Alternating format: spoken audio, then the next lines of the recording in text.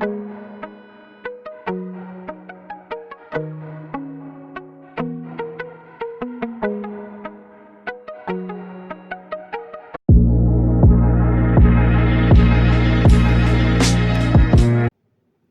दोस्तों, एक बार फिर से स्वागत है आप सभी का आपके अपने चैनल टारगेटेड वन पे।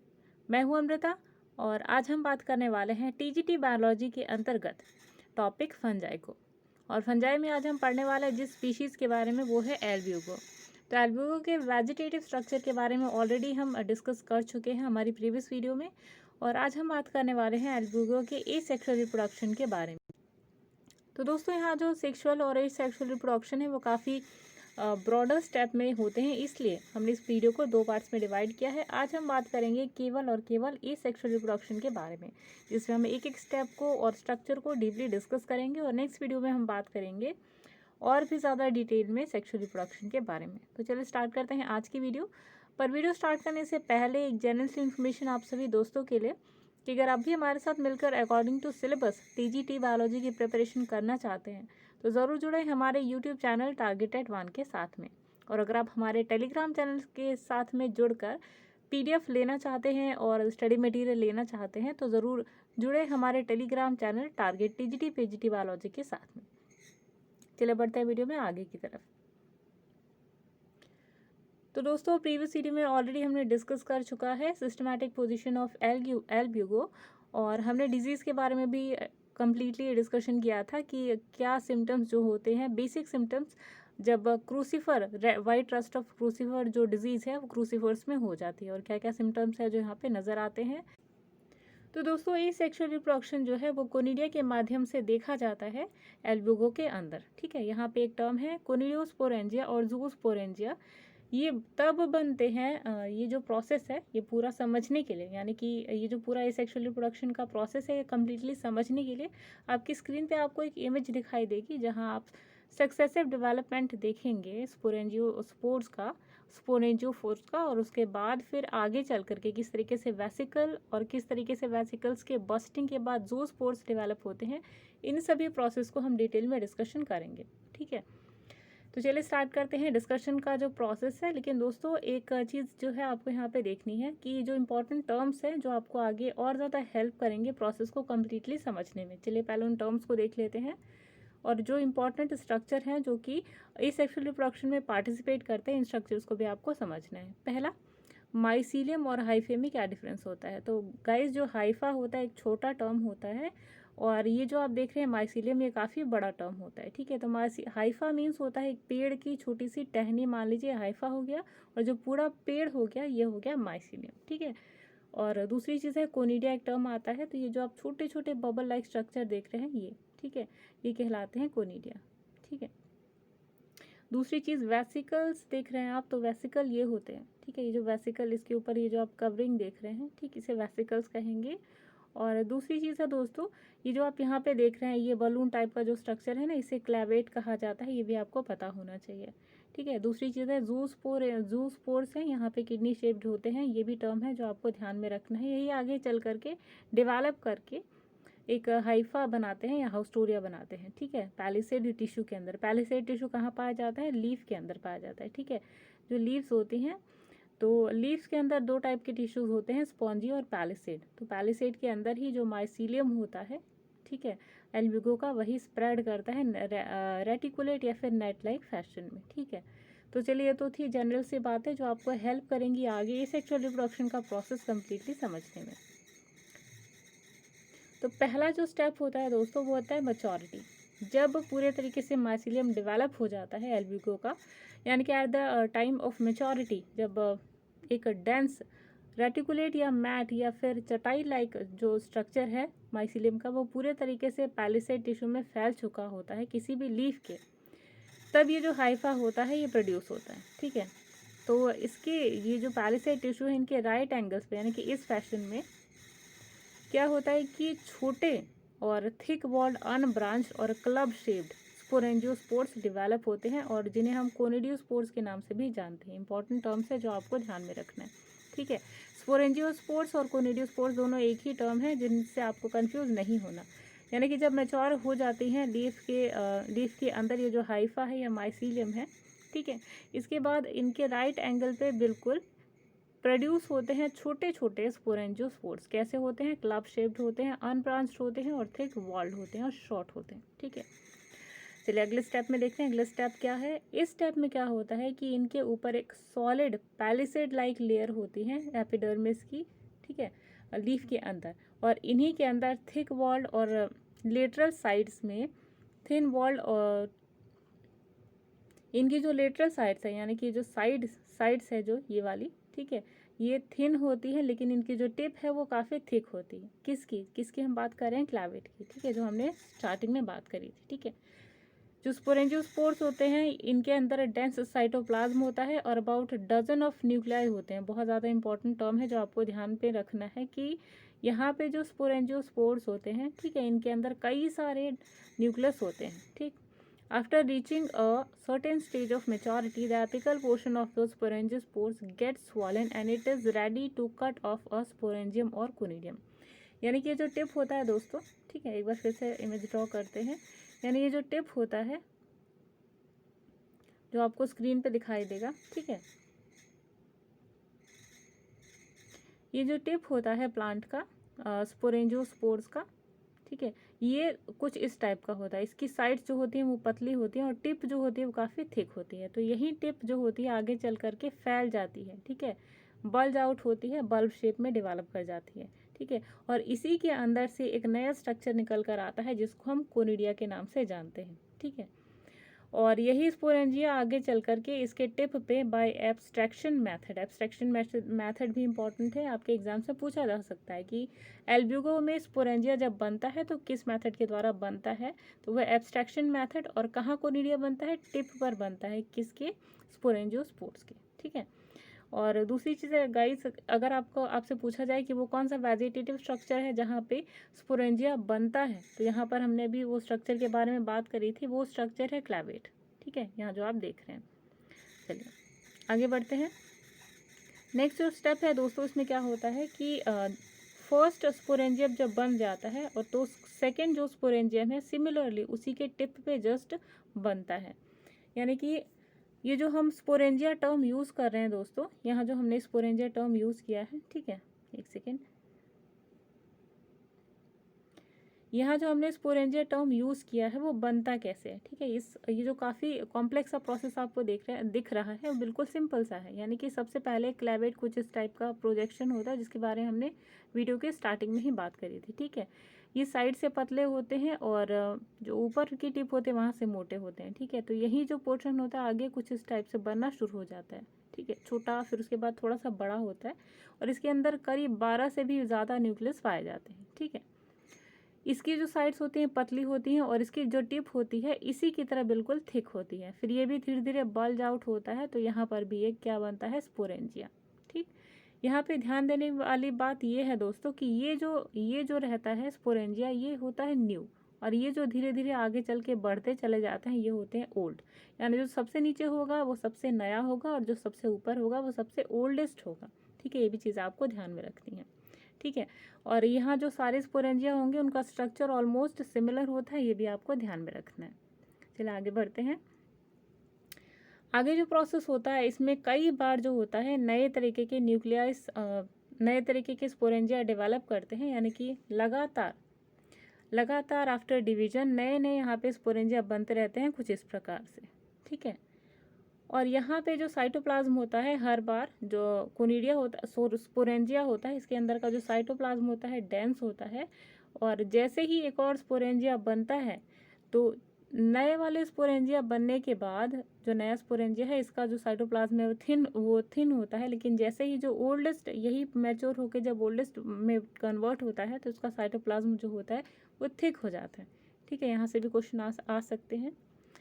तो ये जो चेन ऑफ स्पोरेंजिया है या फिर जिन्हें हम कोनिडिया भी कहते हैं, ठीक है, ये जो आप देख रहे हैं, आप कंफ्यूज बिल्कुल भी ना हो, ये जो कोनिडिया और स्पोरेंजिया है वो दोनों टर्म एक ही है, ठीक है। जो हमने अभी यहाँ पर देखा, ये जो सर्कुलर प्रोजेक्शन आपको यहाँ दिखाई दे रही है ना, एक सेकेंड, ये जो सर्कुलर प्रोजेक्शन आपको यहाँ पे दिखाई दे रही है यहाँ पर, ठीक है। ये क्या होती है? कोनिडिया, जिसे आप स्पोरेंजिया भी कहते हैं, ठीक है। तो स्पोरेंजिया जो जिस प्रोसेस के द्वारा अटैच्ड होती है, जिस फैशन के द्वारा अटैच्ड होती है, उसे कहा जाता है बेसी पेटल सक्सेशन, ठीक है। यही वो मेथड होता है, आप कहें, या प्रोसेस होता है जिसके द्वारा नई जो कोनिडिया है वो नीचे अटैच होती है, नया स्पोरेंजिया नीचे अटैच होता है, और ओल्डेस्ट जो होता है ऊपर अटैच होता रहता है। तो कौन सा टर्म है? वो बेसी पेटल सक्सेशन, ये भी आपको ध्यान रखना है, ठीक है। नेक्स्ट स्टेप में जो स्पोरेंजिया और कोनिडिया होता है उसके स्ट्रक्चर के बारे में थोड़ा सा डिटेल में बताया हुआ है यहाँ पे। तो स्पोरेंजिया और कोनिडिया जो होते हैं वो स्फेरिकल शेप्ड होते हैं, स्मूथ होते हैं, और उनके ऊपर एक लेयर पाए जाते हैं जिसे हाईलाइन कहा जाता है, ठीक है।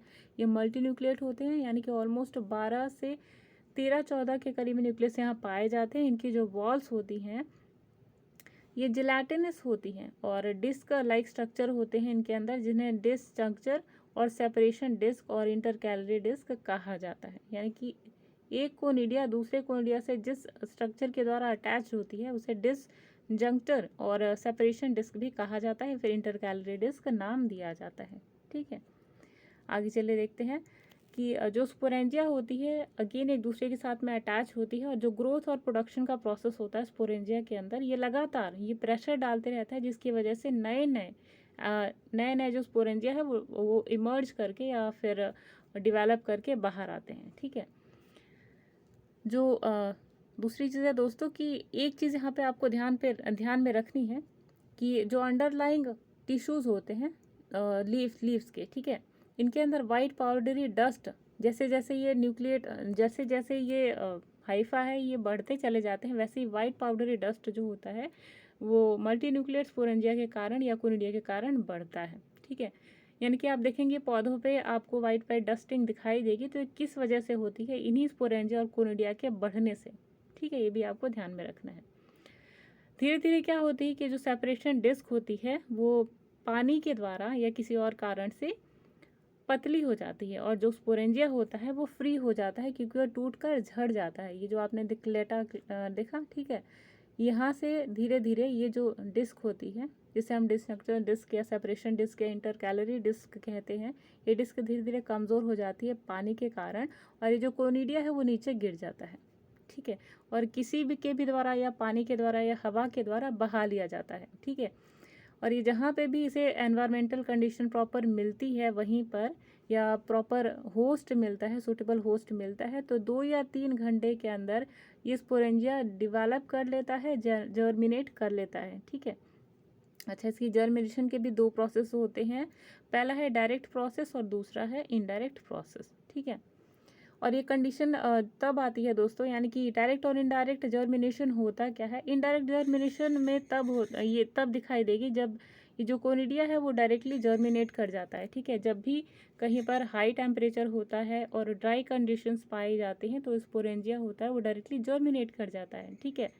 और ये एक जर्म ट्यूब डायरेक्टली जनरेट करता है अपनी बॉडी से, और होस्ट टिश्यू के अंदर ये स्ट्रोमा और इंजुरी के द्वारा उसके एपिडर्मिस में चला जाता है, ठीक है। फॉर एग्जांपल इस प्रोसेस को आप ऐसे समझ सकते हैं कि ये पेड़ है, ठीक है, इस पे एक लीफ है, और इसके अंदर क्या है? वाइट रस्ट ऑफ क्रूसीफर, और जो इसकी कोनिडिया है वो इंटरकैलरी डिस्क के कमज़ोर होने के कारण जो कोनिडिया है वो नीचे स्प्रेड कर गया। इनके पास में जो भी पौधा होगा, जो और दूसरा प्लांट होगा सरसों का या क्रूसीफर का, कोनिडिया इस पर अटैच हो जाते हैं, जहाँ भी लीफ के अंदर इंजुरी पाई जाती है वहीं ये अटैच हो जाते हैं, और वहीं पर अपना माइसीलियम या हाइफा या हाउस टूरिया को वहीं पे अटैच कर देते हैं, ठीक है। तो इतना सिंपल सा प्रोसेस था ये। तो पहला प्रोसेस डायरेक्ट जर्मिनेशन तब देखा जाता है जबकि टेम्परेचर बहुत ज़्यादा होता है और ये जर्म ट्यूब तभी इमर्ज करते हैं। लेकिन इनडायरेक्ट जर्मिनेशन जो है, अगर हम उसकी बात करें तो ये तब पाया जाता है जब मॉइस्चर और लो टेम्परेचर हो, यानी कि 10 डिग्री टेम्परेचर अगर दिखाई दे, या इससे ऊपर का जो थोड़ा टेम्परेचर है, यानी कि 20 से 10 डिग्री सेल्सियस के बीच में जब टेम्परेचर रहता है, in that condition indirect germination जो है वो देखा जाता है, ठीक है। तो स्पोरेंजियम जो होता है वो जर्मिनेट करता है इनडायरेक्टली जब टेम्परेचर थोड़ा लो होता है, और जब ज़्यादा होता है तो डायरेक्टली जर्मिनेट करते हैं, ठीक है। ये जो कोनिडिया है वो जू स्पोरेंजियम की तरह एक्ट करने लगते हैं, और यही जो जू स्पोर्स हैं यही आगे चल करके जू स्पोर्स को प्रोड्यूस करते हैं। यही जो जू स्पोर्स हैं जूस्पोर्स नहीं, स्पोरेंजिया, ठीक है, या कोनिडिया। कोनिडिया पानी को ऑब्जॉर्व करते हैं और स्वेल कर जाते हैं, और जैसे ही इनका जो कंटेंट है वो अंदर का वो डिवाइड करने लगता है, यानी जैसे ही कोनिडिया स्वेल करते हैं, मोटे हो जाते हैं, तो इनके अंदर का जो कंटेंट है 2 से 4, 4 से 8, 8 से 16 डिवाइड करने लगता है, और ये 5 to 8 पॉलीहेड्रल स्ट्रक्चर बना लेते हैं। और जैसे ही जितने न्यूक्लियर इनके अंदर होते हैं उनके अकॉर्डिंग ये खुद को डिवाइड कर लेते हैं, यानी 12 से 14 अगर न्यूक्लियस हैं तो 14 पार्ट्स में डिवाइड करेंगे, 12 न्यूक्लियस है तो 12 पार्ट्स में डिवाइड करेंगे, ठीक है। और हर पार्ट आगे चल करके मेटामॉर्फोसिस के द्वारा एक जूस्पोर में डेवलप हो जाता है, और पैपिला के जो पैपिला है वो आगे चल के इनकी बॉडी से अटैच होता है, और जो पैपिला है वो डेवलप करता है, और जो ये इनकी लेयर होती है, आउटर लेयर, बस्ट आउट कर जाती है और जूस्पोर्स लिबरेट हो जाते हैं, यानी जूस्पोर्स पानी के सहारे या एयर के सहारे कहीं पे भी फैल जाते हैं, ठीक है, या बह के चले जाते हैं, उड़कर चले जाते हैं। तो ये जो प्रोसेस था इनडायरेक्ट जर्मिनेशन का था, ठीक है। चलिए आगे बढ़ते हैं।